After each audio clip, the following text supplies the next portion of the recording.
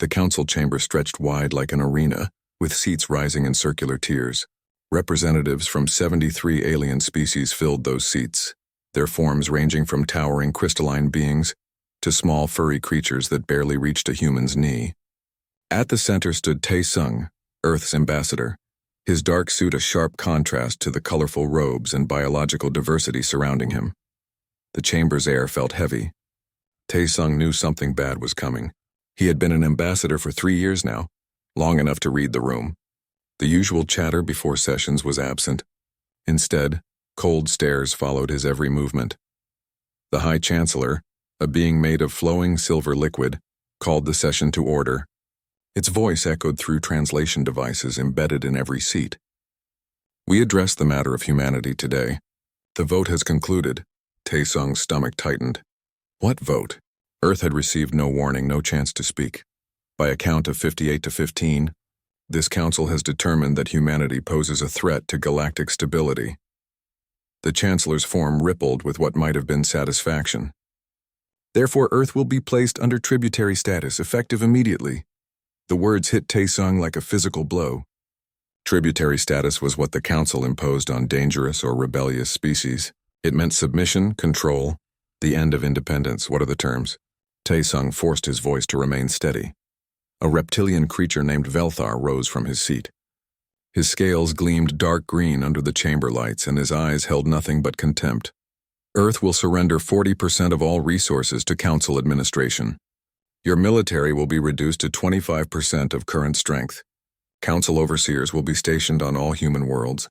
You have 7 days to comply, 7 days. Tae-sung felt anger rising in his chest, but he kept his face neutral. On what grounds does the council make this demand? Your expansion is too aggressive, Velthar said, his voice dripping with authority. You have established 12 colony worlds in 15 years. You refuse to adopt standard council technologies, preferring your own developments. You maintain a military force beyond what a peaceful species requires. These behaviors indicate dangerous independence. Dangerous independence. The phrase would have been laughable if the situation were not so serious. Humanity had followed every treaty, paid every membership fee, and caused no conflicts with other species. We have broken no laws, Tae-sung said clearly. You have broken no written laws, the Chancellor agreed. But you threaten the stability that has maintained peace for 3,000 years. The Council's decision is final. Tae-sung looked around the chamber, searching for allies. He found a few sympathetic faces among the smaller species, but none spoke up. The large empires, the ones with real power, showed nothing but cold agreement. Earth will need time to consider this decision, Tae-sung said. You have 7 days, Velthar repeated. An enforcement fleet is already en route to your system. 3,000 warships will ensure compliance. If Earth chooses defiance, the consequences will be severe. He smiled, showing rows of sharp teeth. We recommend cooperation. The session ended. Delegates filed out quickly, avoiding eye contact with Tae-sung.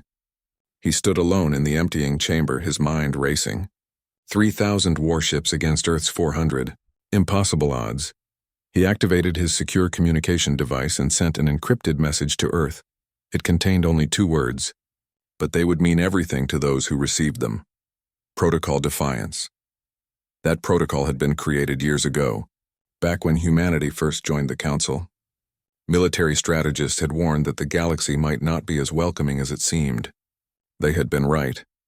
Tae-sung walked to the observation window that overlooked Nexus Prime, the Council's home planet. Below, the city sparkled with technology from 100 worlds.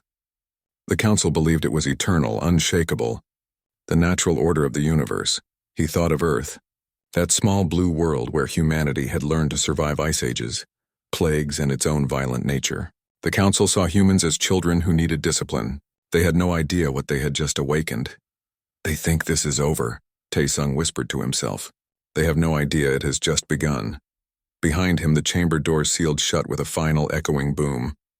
Deep beneath the Rocky Mountains, in a facility built to survive nuclear war, Earth's leaders gathered. The war room's screens showed star maps, fleet positions, and the faces of colony governors joining by video link. President Da-un sat at the head of the table, her expression calm despite the crisis. Admiral Min-seok stood before the largest screen, pointing to the red dots representing the incoming council fleet. They will reach our outer system boundary in 6 days. 3,000 ships, including heavy cruisers and battle carriers. Our fleet numbers 400. Around the table, some ministers looked terrified. Defense Secretary Byung-hun spoke first. Madam President, these odds are impossible. We must negotiate.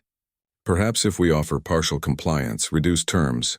Negotiation is surrender, interrupted Young-soo, the intelligence director. His fingers moved across a tablet, bringing up historical records on the screens. I have studied every case where the Council imposed tributary status. 47 species over 300 years. Every single one that complied lost their independence permanently. Within 50 years they became vassals, their resources drained, their people serving Council interests. The room fell silent. Taeyun studied the data, her mind working through the implications. What about those who resisted?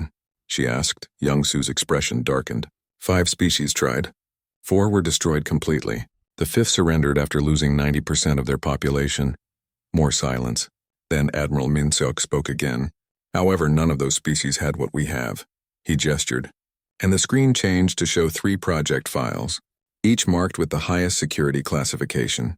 Dr. Sung-hee, director of the Experimental Weapons Division, stood up. She was small, barely 5 feet tall, but her voice carried absolute confidence. For 8 years since we joined the Council, we have been preparing for this possibility. We knew that humanity's independence might threaten established powers. She opened the first file. Project Ghost Protocol, stealth technology that makes our ships invisible to Council sensors. We developed it by studying quantum field theory that the Council considers too dangerous to pursue. The second file showed images of asteroids equipped with weapons. Project Hellstorm. We have converted portions of the asteroid belt into a defensive network. Thousands of automated weapons platforms, all hidden, all waiting. The third file displayed a complex communication system. Project Lighthouse, quantum entanglement communication that cannot be intercepted or jammed. Our fleet coordination will be perfect while theirs will be chaotic. Minister Byung-hun shook his head. Even with these advantages, 3,000 against 400 is suicide. Not if we fight our way, not theirs, Admiral Min-seok said. The Council fights like empires always fight, with overwhelming force and traditional tactics. They expect us to meet them in open space and die gloriously. Instead, we will use our home advantage. We know this system better than any enemy ever could. Taeyun looked at each face around the table. What are our chances? Honestly, Young-soo said, 20% survival rate, maybe less. And if we surrender, 0% of maintaining our freedom. Da-eun stood up. Every eye turned to her. She had been a crisis negotiator before entering politics, someone who talked people down from desperate situations. But she also knew when talking was over. Our ancestors did not reach this moment by accepting defeat, she said quietly.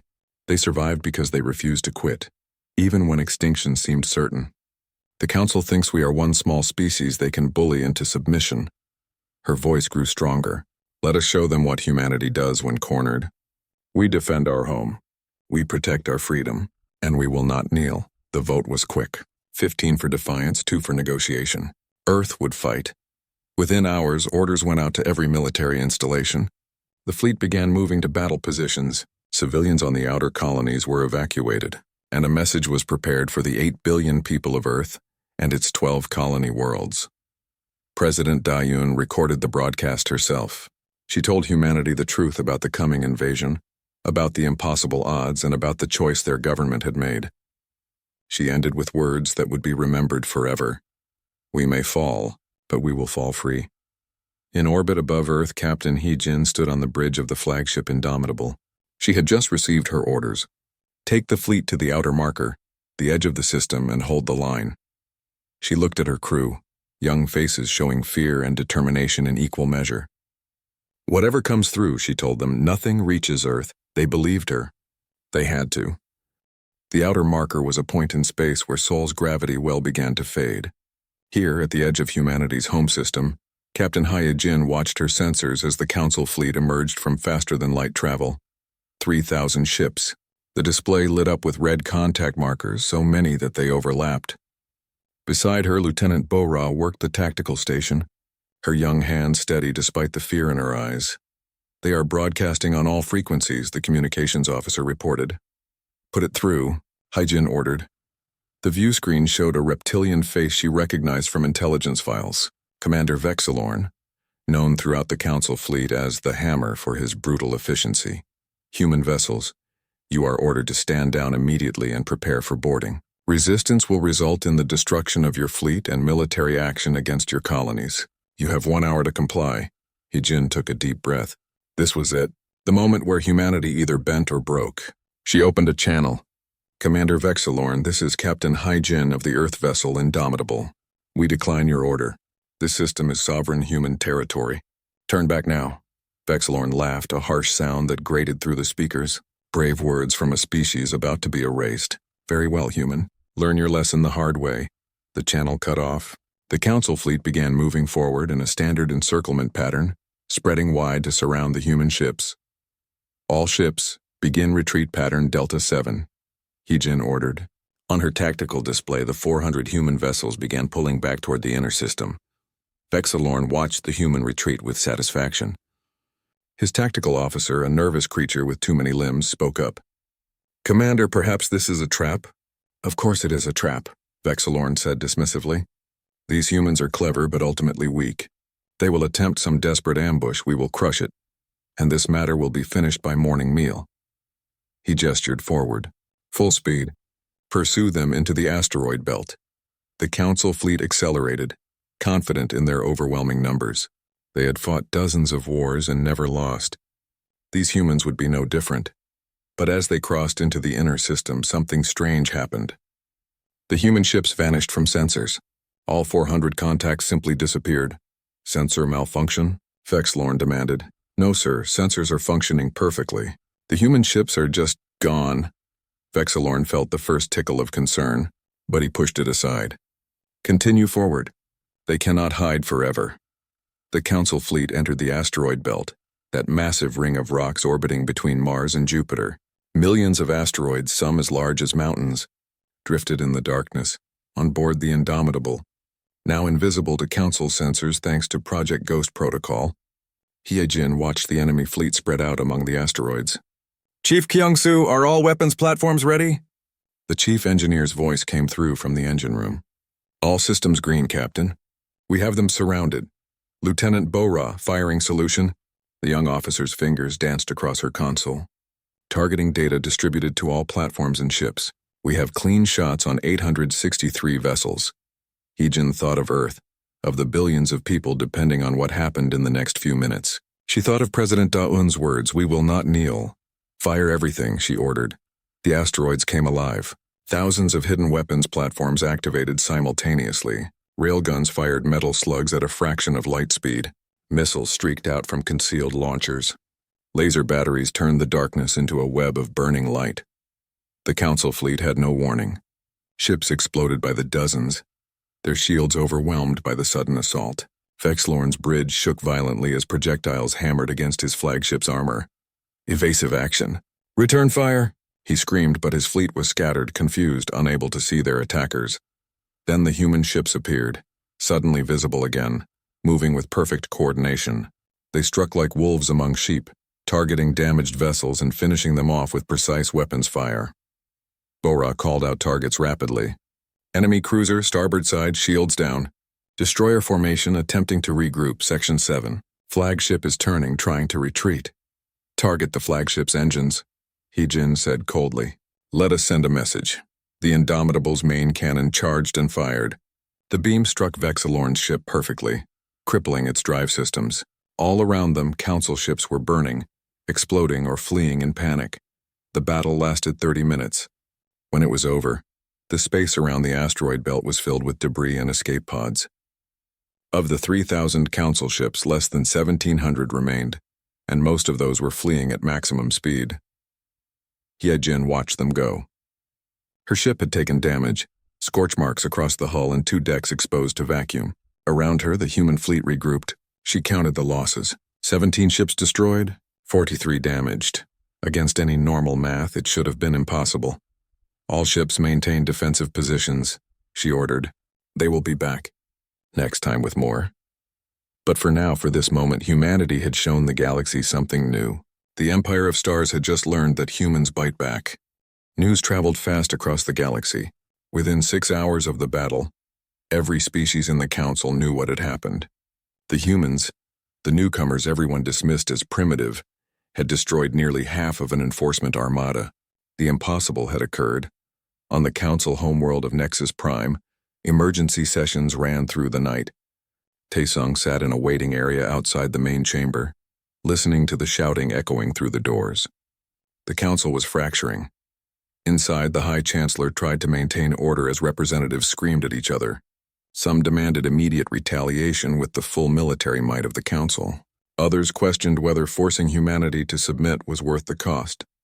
And a few, very quietly, wondered if the council had made a terrible mistake. Ambassador Jiwoo, another human diplomat, found Taesung in the waiting area. She was younger than him, brilliant at reading political currents. 17 species have contacted me privately, she whispered. They want to talk about what happens if humanity wins. Wins? Taesung raised an eyebrow. We survived one battle.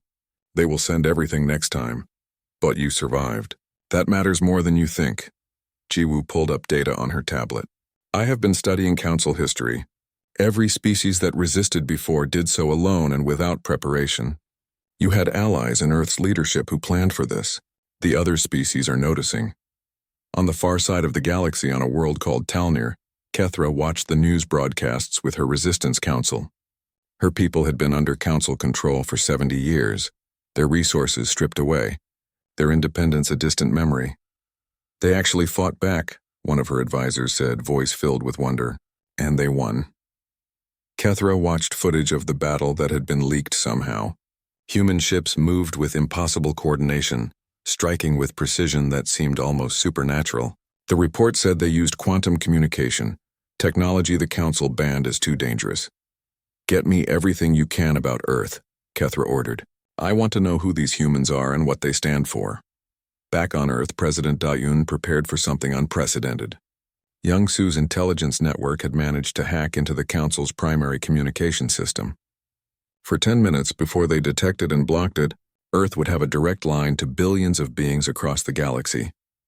Dayun stood before the cameras, wearing simple clothes, looking like what she was, a leader of her people in a time of crisis. When the broadcast began, she spoke calmly. My name is Dayun, and I am the president of Earth. Many of you just learned that humanity fought a battle against council forces. I want to tell you why. She paused, choosing her words carefully. We were given an ultimatum. Submit to control or be destroyed. We chose neither. We chose to defend our right to exist as a free people. The message was being translated into hundreds of languages simultaneously, reaching species across thousands of light years. But this is not just about Earth, Dayun continued. This is about a question every species must answer. Who decides your fate? We believe each species, each world, has the right to determine its own future.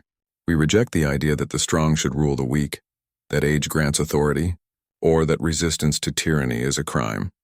On dozens of worlds, beings who had lived under council control for generations heard those words and felt something stir inside them.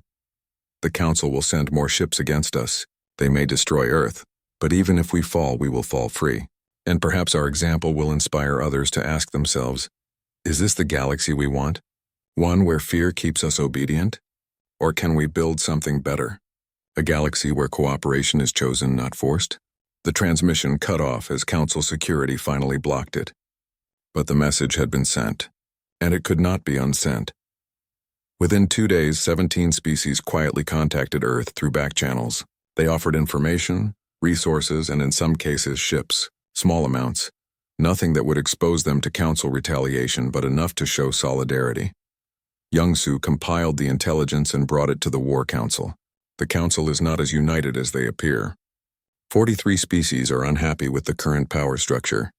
28 have suffered under policies similar to what they tried to impose on us. If we can survive long enough, we might see larger defections. Admiral Min Seok studied the reports. The problem is surviving.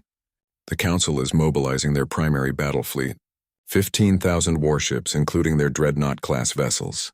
They will arrive in 2 weeks. The room fell silent. 15,000 ships. Even with their technological advantages, Earth could not win against those numbers in open battle.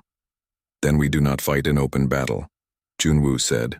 He was the head of strategic defense, a man who thought in layers and long-term consequences. We choose the battlefield. We draw them somewhere that negates their numerical advantage. He brought up a star chart showing a region called the Hadron Rift. A gravity anomaly 3 systems from here. Ships cannot maintain formation inside it. Sensors go haywire. Large fleet coordination becomes nearly impossible.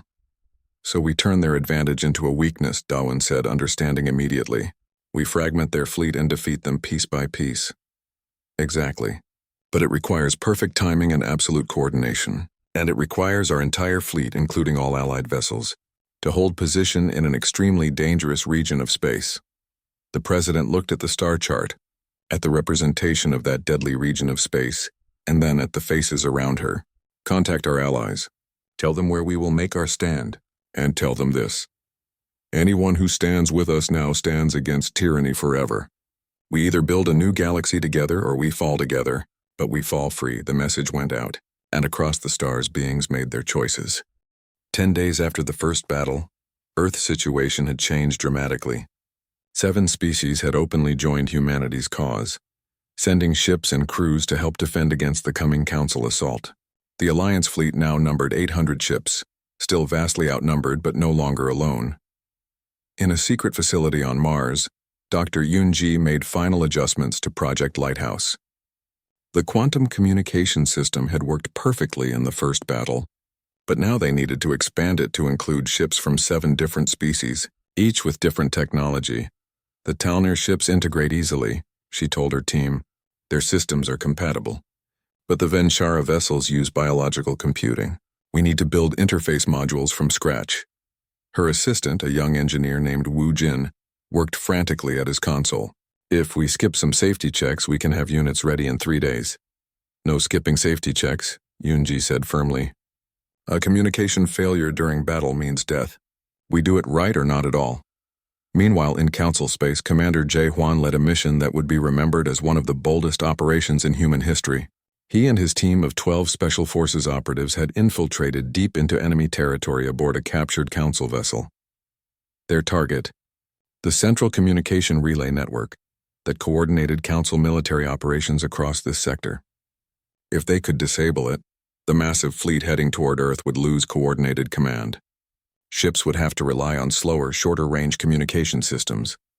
Jae-hwan's team moved through the relay station dressed in stolen uniforms, their faces hidden behind holographic disguises.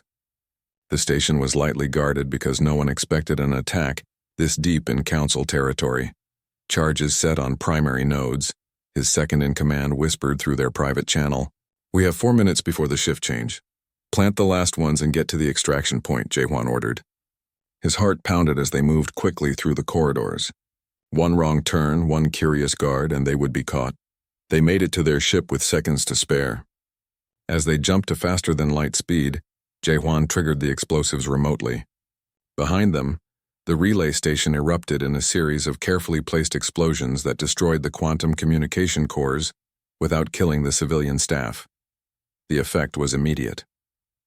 Across 3 sectors, Council military coordination fell into chaos. Fleet movement slowed as commanders had to rely on traditional communication that could take hours to reach distant ships. Back on Earth, Young-soo received confirmation of the mission's success. This gives us maybe a week of confusion in their ranks, he reported to Admiral Min-seok. But we need to understand something. When the Council fleet arrives at the Hadron Rift, they will still have local communication. They will still have 15,000 ships. And they will be very, very angry. Min-seok nodded, which is why we are not relying on just one advantage. He pulled up tactical displays showing the Hadron Rift in detail. The rift is 300,000 kilometers of twisted space where gravity wells form and collapse randomly. Large formations break apart naturally. What we need is for our fleet to operate as dozens of small units, each one perfectly coordinated with the others. And the Council fleet will be fragmented with no coordination, Young-soo said, seeing the strategy. You are turning their numbers against them. Exactly. But it requires every single ship in our alliance to trust the plan completely. One ship breaking formation, one captain panicking, and the whole strategy collapses.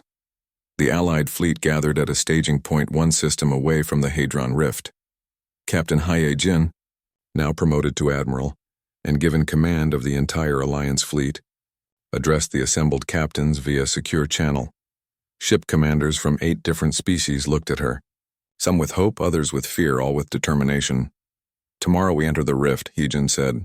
"The Council is sending everything they have to crush us. On paper, we cannot win. But battles are not fought on paper. They are fought by people who refuse to quit, who trust each other completely, and who believe in what they defend." She looked at the Talnir captain Kethra, who had brought 4 ships from her species' resistance movement. She looked at the Venshara swarm commander, whose vessels moved in groups like fish in water. She looked at the captains of 5 other species who had risked everything to stand here. The Council believes the strong rule the weak. We are here to prove them wrong. We are here to show the galaxy that cooperation is stronger than domination, that chosen unity defeats forced submission. He-Jin's voice grew stronger. "In 20 hours we make our stand.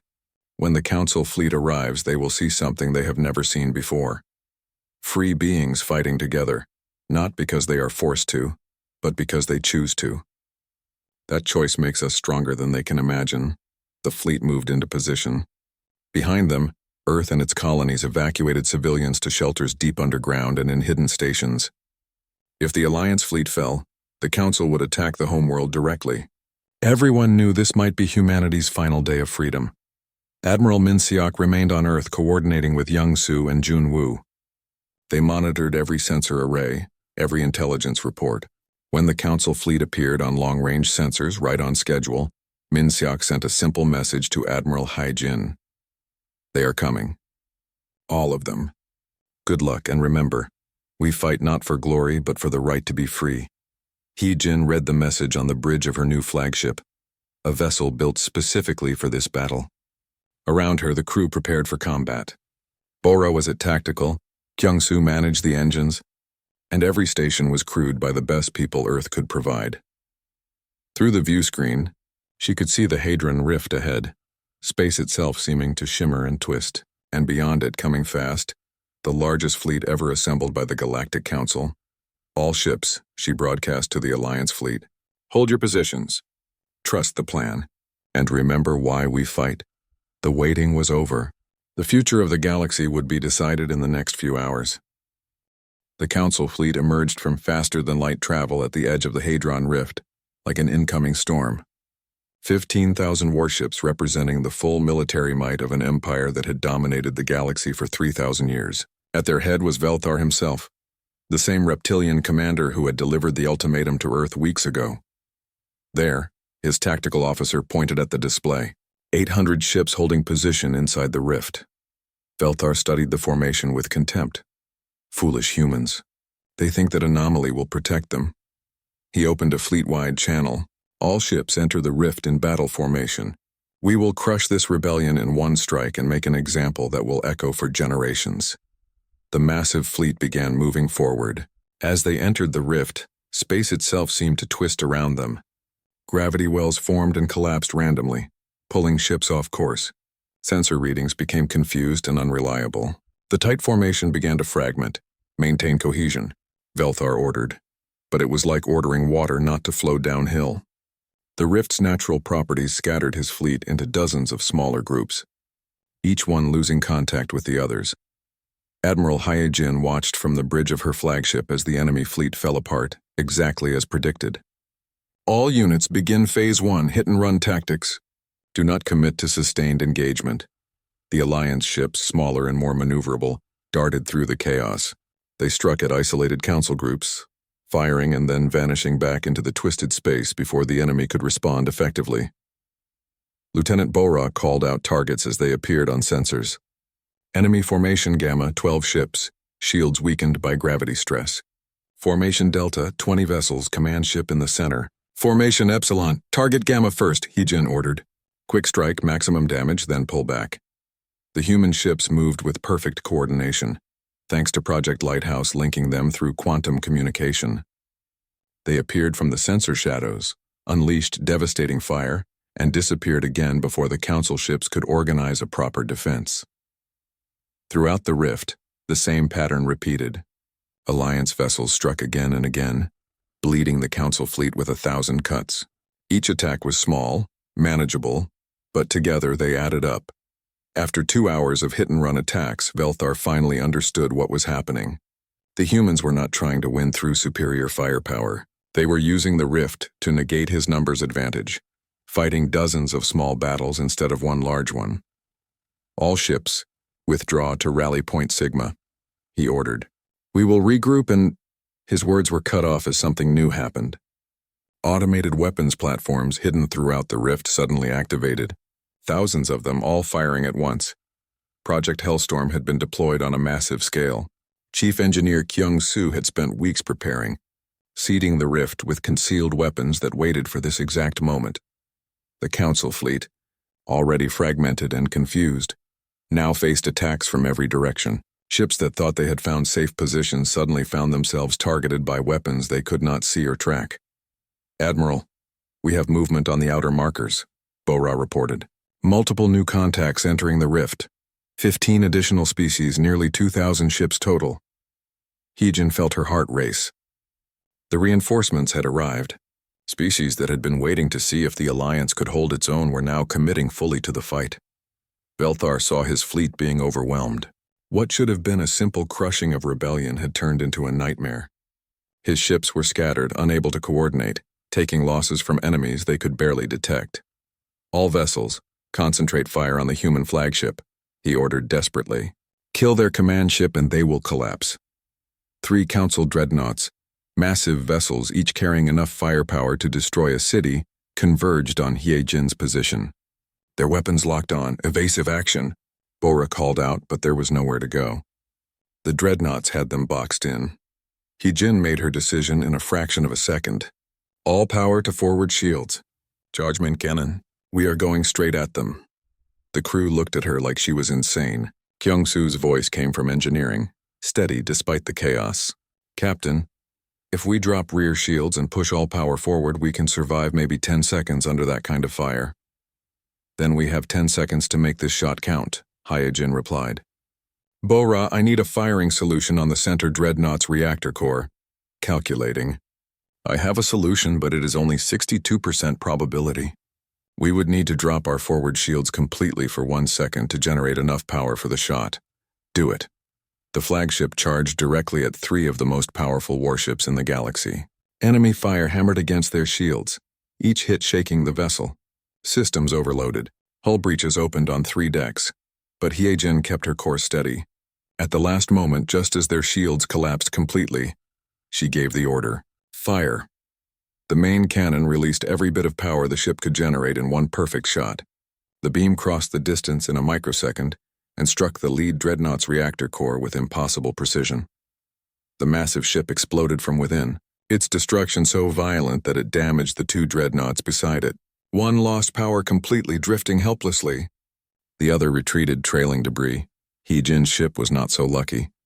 They had survived the shot but taken critical damage. Life support failed on 6 decks. The engines were offline. They were dead in space. All hands abandon ship, Heejin ordered calmly. This is the captain. You have fought with courage and honor. Now save yourselves. The crew evacuated in escape pods. Heejin was the last to leave, watching her burning ship through the pod's small window. Around them, the battle continued to rage, but something had changed. The Council fleet, seeing their commander's flagship crippled and 3 dreadnoughts destroyed or disabled, began to break. Ships that had been fighting with confidence now fought to survive. Then some began to run. Admiral Subin, commanding the 2nd Fleet, watched as the enemy collapse spread. All ships pursue and destroy any vessel that does not surrender. This ends now. The Battle of Hadron Rift lasted 6 more hours. When it finally ended, the space around the gravity anomaly was filled with debris, escape pods, and the broken remnants of the Council's military might. Of 15,000 Council ships, fewer than 3,000 survived. Most surrendered, some fled. The Alliance fleet had lost 892 ships, including many of their best vessels, but they had won. Against impossible odds, against an empire that thought itself unbeatable, they had won. Admiral Subin's ship recovered Heejin from her escape pod. As the rescued captain was brought aboard, the crew saluted her. She had lost her ship but saved her fleet and perhaps changed the galaxy forever. 3 months after the Battle of Hadron Rift, the galaxy looked completely different. The Galactic Council, that ancient institution that had ruled for 3,000 years, was falling apart. Species that had been silent for generations now spoke openly about their grievances. The empire built on forced compliance was collapsing from within. Ambassador Tae-sung walked through the corridors of Luna Station, Earth's moon, where representatives from 60 species had gathered for an emergency convention. The hallways buzzed with conversation in dozens of languages. Hope and fear mixed in equal measure as beings who had never questioned the old order now tried to imagine something new. The convention hall was massive, designed to hold this historic gathering.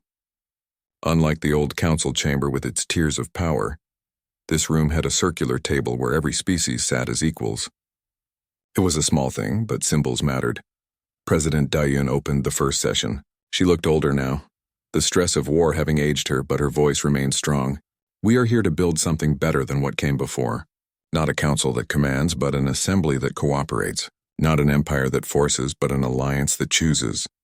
The next weeks were difficult. 73 species, each with different needs and histories, tried to agree on basic principles. Some wanted punishment for council leaders. Others wanted forgiveness and reconciliation. Some wanted Earth to lead the new order. Others feared human power after seeing what humanity's military could do. Ambassador Jiwoo worked day and night with her counterparts, building consensus one conversation at a time. She found an unlikely ally in Ralvin, the avian diplomat who had secretly opposed the council's policies for decades. The old system worked through fear, Ralvin explained during a private meeting. The new one must work through trust. That is much harder to build. But worth building, Jiwoo replied. The breakthrough came when Young-soo presented evidence his intelligence network had compiled. Financial records, communication logs, and testimony from thousands of witnesses. The documentation showed decades of corruption, exploitation, and deliberate suppression of smaller species. 40 council leaders faced trial for crimes against member species. The trials were public, transparent, and fair. Some were convicted, others were cleared. But the message was sent. In the new galaxy, no one was above accountability. On the Talnir homeworld, Kethra led her people in rebuilding. With council oversight gone, they reclaimed their resources and their freedom. Ships from Earth and allied species brought aid and technology. What had once been an occupied world was becoming independent again. My children will grow up free, Kethra told Tae-sung during his diplomatic visit, because humans showed us that standing against tyranny was possible. We will never forget that gift. The new system was called the Galactic Assembly. It had simple rules. No species could dictate terms to another. Military action required consensus from 2/3 of members. Resources belonged to the worlds that produced them. Cooperation was voluntary, not forced. 68 species joined immediately. 5 chose independence outside any organization. That was their right, and it was respected. Earth became the symbolic heart of the new order. Not because humanity demanded it, but because other species chose it. The battle that saved Earth had saved them all, and they wanted to remember that. Captain Hyojin, now Admiral Hyojin, stood in the orbital academy above Earth, where officers from dozens of species trained together. She taught strategy and tactics, but more importantly, she taught them why cooperation worked better than domination. You all come from different worlds, she told a class of young cadets. Different biology, different cultures, different ways of thinking. The old council saw that diversity is a problem to manage. We see it as strength to celebrate. When you graduate, you will serve together on ships crewed by multiple species. Trust each other. Learn from each other. That is how we build something better. In the audience, a young Talnir cadet named Velsara listened carefully. She had lost her parents to council exploitation. Now she wore the uniform of the Assembly Defense Force, learning from the humans who had made her freedom possible. Dr. Sung-hee established the Interspecies Science Collective, where researchers from 40 species shared knowledge freely. Technologies that the council had hoarded or banned were now studied openly. Medical advances saved millions of lives. Agricultural techniques ended famines. Energy systems cleaned polluted worlds. Science works best when we share, Dr. Sung-hee explained to a reporter. The council kept species separate because united we would be too strong to control. They were right to fear that. Together, We can solve problems that seemed impossible alone. 5 years after the war, a memorial was erected in orbit above Earth. It was a massive structure visible from the surface, listing the names of every being who died defending freedom during those crucial battles. Human names, Talnir names, Venshara designations, and 40 other species were carved in permanent letters. Representatives from across the galaxy attended the dedication ceremony. President Daun, now retired from office, spoke one last time to the assembled beings. We did not seek war. We did not want to shake the foundations of galactic civilization. But when faced with the choice between submission and defiance, humanity chose to stand. Not for glory, not for power, but for a simple truth that every sentient being deserves: the right to determine their own fate. She gestured to the memorial. These names represent those who paid the ultimate price for that principle. Let us honor them by building the future they died to make possible. Taesung stood with a group of young diplomats from 30 species as they looked at the memorial. One of them, a human cadet barely 20 years old, asked him a question that had been asked before. Ambassador, do you think we will face something like the Council again? Taesung was quiet for a moment, thinking carefully. He had seen war, peace, and the difficult work of rebuilding. He had watched an empire fall and something better take its place, perhaps, he finally said. Power corrupts, and there will always be those who seek to dominate others. But now the galaxy knows something it did not before. There are those who will stand against tyranny, no matter the odds. He looked at Earth through the observation window, that small blue world that had changed everything. Humanity taught the galaxy a lesson. We came from that small world. We nearly destroyed ourselves learning to work together. We reached the stars. We defied an empire. And we did it all because we refused to accept that might makes right. That spirit, that defiance in the face of tyranny, that is humanity's true gift to the galaxy.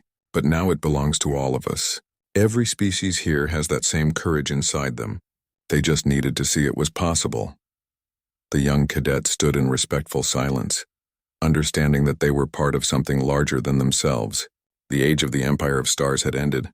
The age of the Assembly, built on freedom, cooperation, and the courage to stand for what was right, had begun. And somewhere among the stars, in the endless darkness of space, other species watched what was happening in the galaxy and wondered, could they do the same? Could they also choose freedom? The answer, as humanity had shown, was always yes. You just had to be brave enough to stand.